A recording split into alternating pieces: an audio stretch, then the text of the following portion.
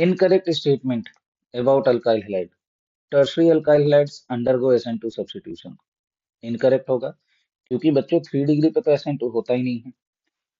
Alkyl iodides on exposure to sunlight gradually darken.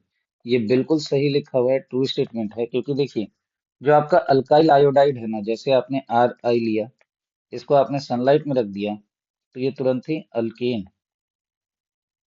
Plus I2 में convert हो जाएगा।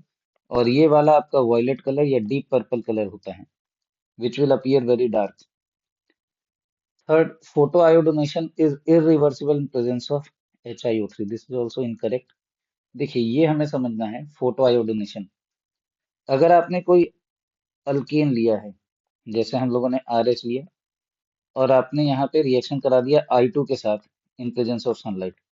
देखिए बच्चों ये रिएक्शन ना फॉरवर्ड डायरेक्शन में बहुत कम जाता है, इसकी ईल्ड बहुत खराब होती है। यार कारण ये है कि जैसे ही आप हाइड्रोजन को रिप्लेस करके RI बनाते हो और साथ में HI बनता है, तो this HI is very very strong reducing agent, और ये रिएक्शन को बैकवर्ड ले आता है।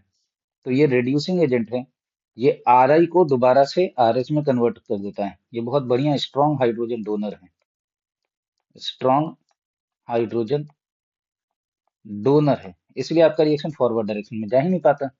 और इसीलिए हम बोलते हैं कि डायरेक्ट आयोडोनेशन इज नॉट पॉसिबल। लेकिन इसका तरीका ये है ना कि आप इसमें थोड़ा सा HiO3 मिला दीजिए, या फिर आप इसमें H सॉरी या फिर आप इसमें HNO3 मिला दीजिए, which are good oxidising agents. या फिर मान लीजिए आप Hg मिला देते हो, HgO एटसेट्रा।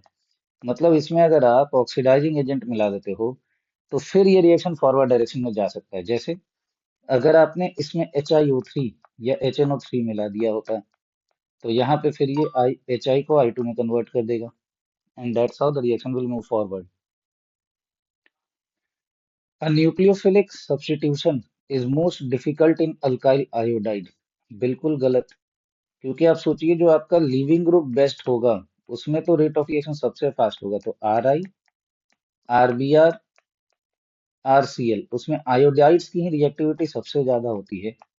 चाहे आपका मैकेनिज्म SN2 फॉलो हो या फिर आपका मैकेनिज्म SN1 फॉलो हो, दोनों ही केस में